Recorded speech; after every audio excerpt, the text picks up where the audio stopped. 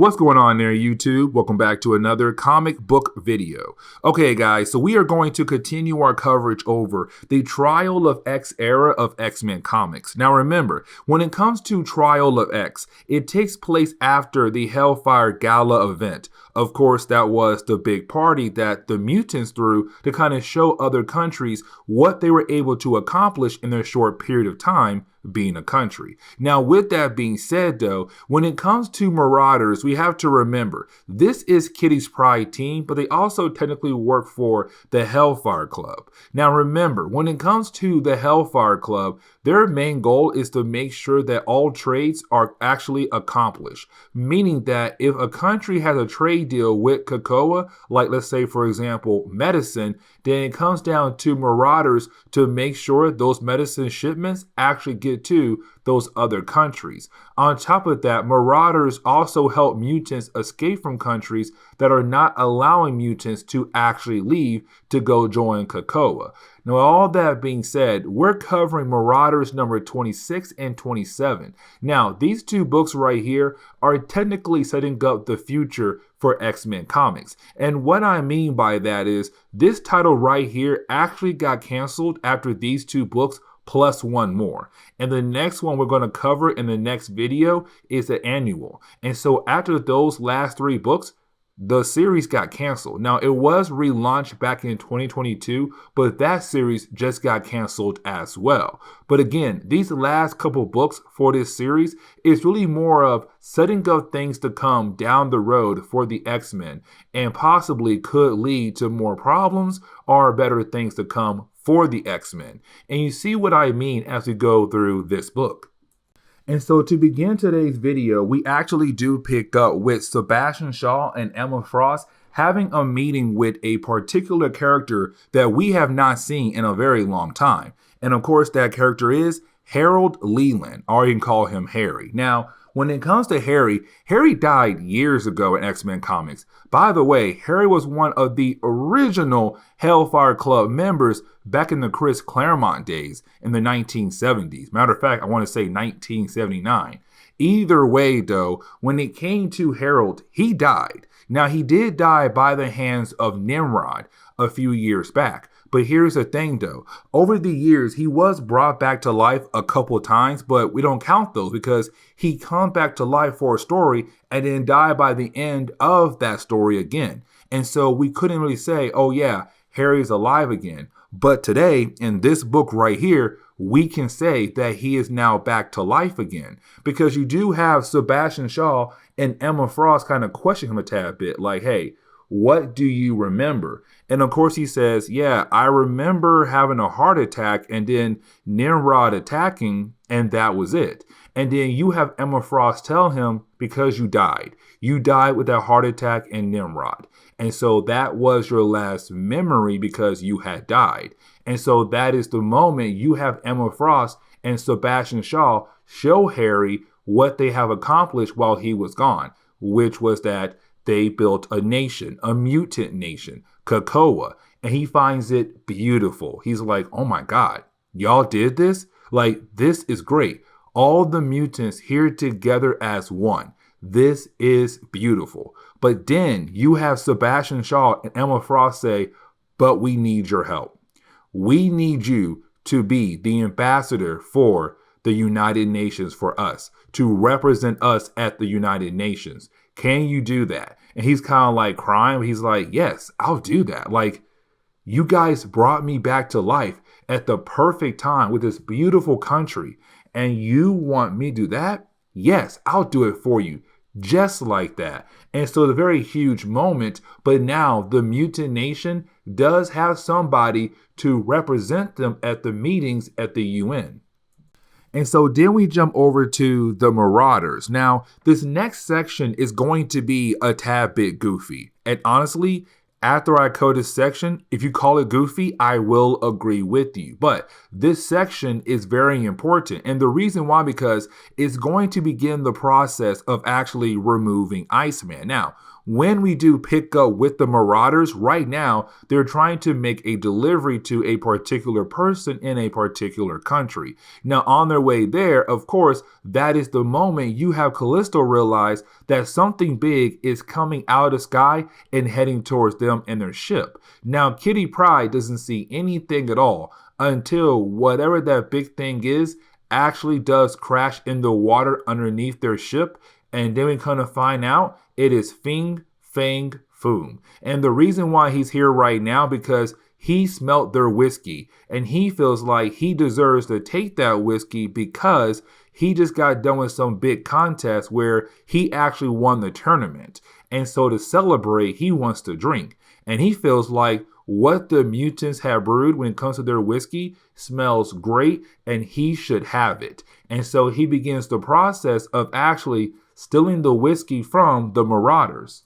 And so that's why I say this section may seem a tad bit goofy, but again, it does begin the steps of removing Iceman from the team. And the reason why I say that, because you do have Iceman actually go toe-to-toe with Fang Foom. Matter of fact, you have Iceman actually winning the battle. Because with that being said, we have to remember, Iceman is an Omega level mutant, which means that we have no idea what is the upper limits to his powers. And matter of fact, this is the second or third time Gary Dugan kind of showed us and remind us that when it comes to Iceman, he is an Omega level mutant, which means that once he's in his ice form, you can break him, you can melt him, you can do whatever you want to him in his ice form. He will always come back and he can do so much more damage to you in so many different ways. And so right now you have Fang Foom getting upset because he's kind of like, wait a second,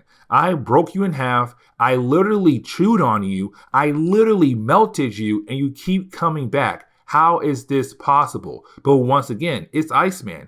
We have no idea what is the upper limits to his powers. And so he's actually able to defeat Fang Foom and make Fang Foom run away scared of Iceman. And so that's why I say it may seem goofy, but it's reminding us once again how powerful Iceman is, and honestly beginning the steps of removing him from the team. Now, the next page also picks up with Sebastian Shaw and Harry. Now, the two of them kind of been drinking a tad bit, but either way, this is Harry kind of upset that he was not brought back to life sooner, because we have to remember that when it comes to the mutant nation of COPPA, they found a way to bring people back to life. Now, when I say bring them back to life, it's honestly not really bringing them back to life. What they actually do is they make you a new clone body and then download your memories into that new clone body. And so right now you have Harry very upset because he was not brought back sooner. And you have Sebastian Shaw kind of like, listen, the reason why we did not bring you back because we had a million mutants to bring back for different reasons over the years in Marvel Comics. Because remember, a lot of mutants have died over the years. And so right now it's Sebastian Shaw saying, hey, listen, I understand you're mad at me and everything, but you have to realize that we had a lot of work to do. But look on the bright side, you are finally back here with the rest of your people. Now, this next section, I'm not going to lie to you guys, it's a tad bit rushed. And what I mean by that is we do pick up with Sebastian and Harry right now going to pay a visit to Sebastian's son, Shinobi Shaw. Now, like I said, Shinobi is the son of Sebastian, but we kind of find out that is not true. That apparently Shinobi Shaw is not the actual son of Sebastian, because you have Sebastian say, actually, listen, when it came to your mother, I just took you in because, one, your mom died, but two, because she was a very close friend of ours, Harry and I. But of course, Harry was not around and you need a parent. So I took you in and made you believe that I was your actual father. But in reality, I'm not your father at all. Matter of fact, Harry is your father. I'm out, bye, later, and he walks away. Like literally in 2 pages, we get told that Shinobi Shaw is not the son of Sebastian. He is the son of Harry. Yeah, just like that. But then we have to jump over to Harry right now, going to the next meeting for the United Nations. Now, this is actually very important because remember, after the Hellfire Gala event, you had a lot of countries begin to change their mind of COPPA. Now, with that being said, one of those countries is actually Great Britain. And so with them not having an ambassador there at first because Harry was late to the meeting, you have the ambassador for Great Britain begin to talk bad about COPPA and not being able to actually arrive at the next United Nations meeting. But that is the moment you have Harry walk in. And once Harry walks in, he announces that he is now the new ambassador for COPPA when it comes to these meetings for the UN. And so now they have their person to go to every single meeting for the United Nations.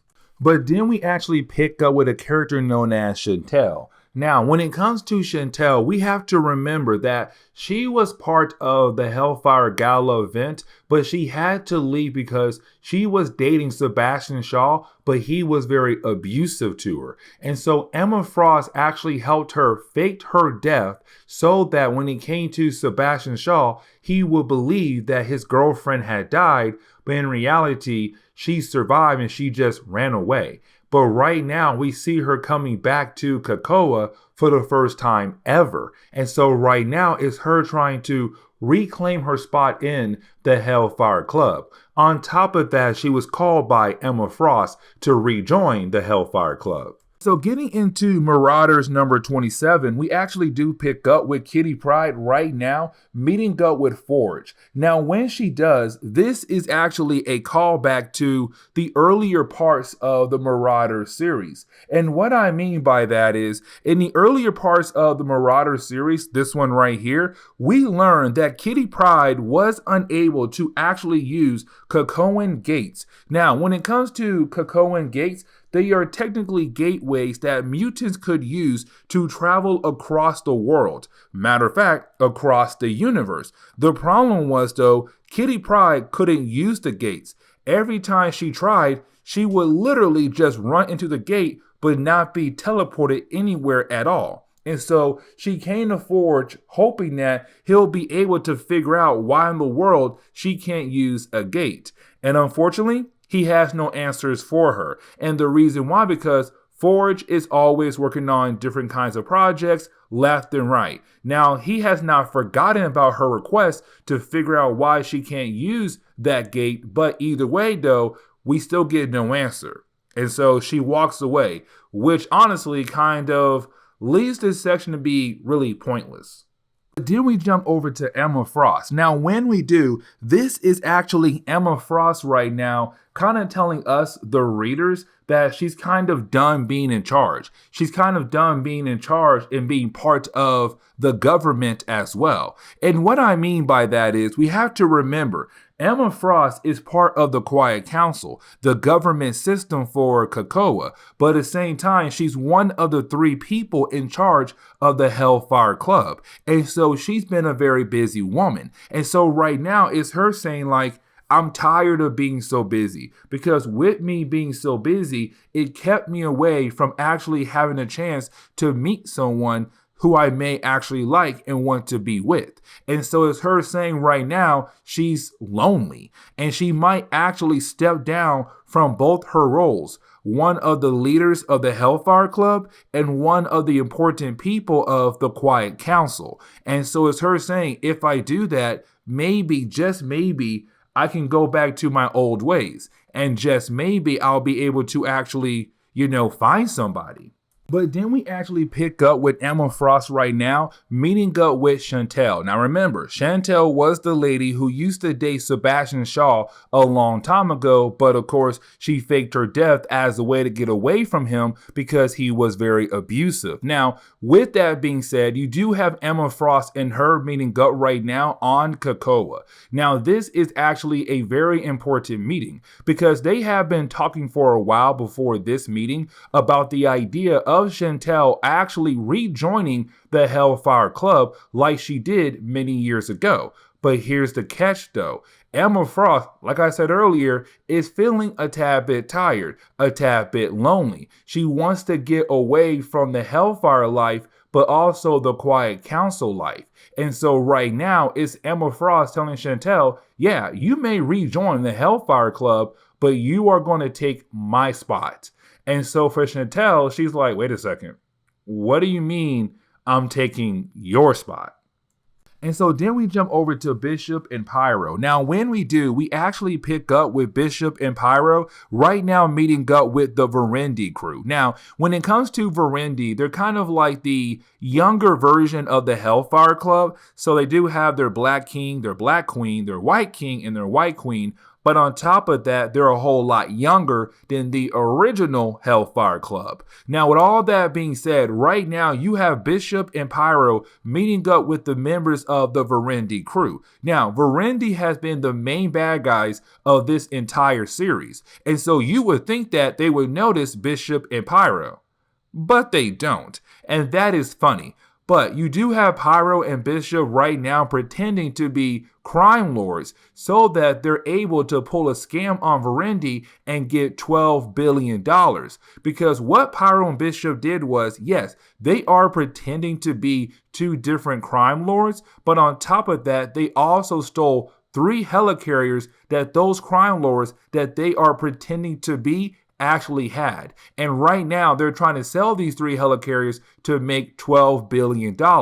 Unfortunately, these helicarriers were not kept up to date, meaning that you do have one of the 3 helicarriers just crash out of the sky, which means that now, unfortunately for Varendi, they can't get 3, they can only buy 2, which means that Pyro and Bishop can't get 12 billion, they can only get 8 billion because each helicarrier is being sold for $4 billion. Now, you do have Varendi agree to the deal, and they do transfer over $8 billion to Pyro's and Bishop's account, or really the Marauders account. But right after that transfer, you actually have the real crime lords appear, and they're kind of like, how dare you, 1, pretend to be us, but 2, also steal our products. And so you do have Varendi and those crime lords try to take down Bishop and Pyro. But of course, they're able to actually get away because Kitty Pryde had her ship nearby, and so all 3 characters are able to just get away with $8 billion. But then we actually jump over to Kingston. Now, I cannot pronounce her first name, so we are just going to call her Kingston for the rest of the video. Now, with that being said, though, we do see Kingston right now in Madripoor. Now, the reason why she's out there because, well, she was part of the Varendi crew, but then she had a change of heart. Now, with her having a change of heart, she left the group. But because she left the group, they froze all of her accounts. And so she's unable to actually get any kind of money to technically stay alive. Now, while she's trying to withdraw money or just trying to survive in the streets of Madripoor, that is the moment you have an assassin coming to kill her off. And of course, this assassin is a Reaver assassin, and Reavers work for Varendi. Now, luckily for Kingston, she was actually saved by Callisto, who came in, kills off the assassin, and is like, hey, listen, you need a new face. Because if you don't change your face, they are always going to find you. And so you have Callisto actually take Kingston to a different mutant who has the ability to actually change your face. And that character is Mask. Like literally, he can alter your facial appearance and give you a brand new face, which he does that for Kingston. And so now she's able to go back into the real world without wondering if anybody knows who she is. Because right now, if one assassin came after her, that means more assassins are coming after her later on.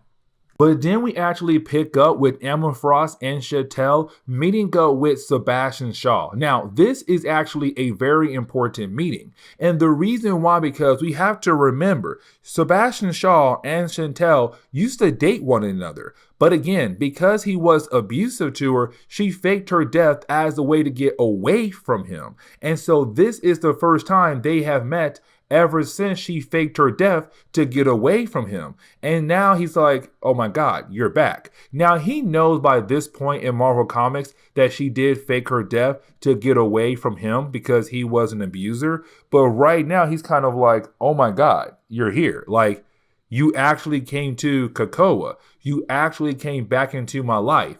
And you do have Chantel actually say, I want to rejoin the Hellfire Club. Now, here's the plan though, or here was the plan. The plan was for her to rejoin the Hellfire Club, but to replace Emma Frost.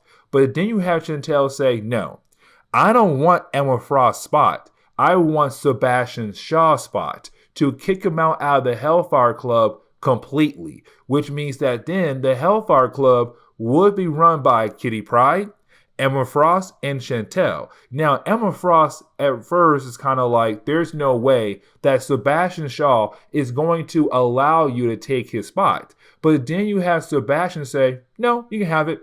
I'm done being part of the Hellfire Club. But on top of that, that now gives me more time to kind of work on my Quiet Council duties. Because when it comes to Sebastian, he's also part of the Quiet Council as well. And so for Emma Frost, she's really in shock right now. Because now she actually got rid of Sebastian Shaw like she wanted to at the very beginning of this series. And so this is a very huge moment. Now, the next section is really more of the goodbyes for the Marauders team. And so you do have Emma Frost and Chantel go and meet up with Kitty Pryde and Pyro and Bishop as they're fighting against a bunch of robots. Now, the robots are actually not important at all. But what is important is that you do have Emma Frost and Chantel telling Kitty Pryde that Sebastian Shaw has officially left the Hellfire Club. And this is huge because now the Hellfire Club is run by 3 people: Emma Frost, Kitty Pryde, and Chantel, all women. Now, at that same moment, you also have Pyro saying that he's also leaving the team as well. And the reason why Pyro is leaving the team is because he's apparently a big time author now. Like, he's been writing a lot of books. And so he's going on a world tour to kind of sell his books more across the world. And so is Pyro also leaving the team as well. Now, you do have Christian Frost come to inform Kitty Pryde that him and Iceman are also leaving the team as well. Now, the reason why Iceman is leaving the team is because he wants to test the upper limits of his power, or to actually find an upper limit to his powers. Because remember, he is an Omega level mutant. We have no idea what is his upper limit is to his powers. Speaking of Iceman, this guy actually left Earth and went to Niflheim to battle against some ice giants. Like, literally, I'm not lying to you guys. This man said, you know what? I want to test the upper limits of my powers.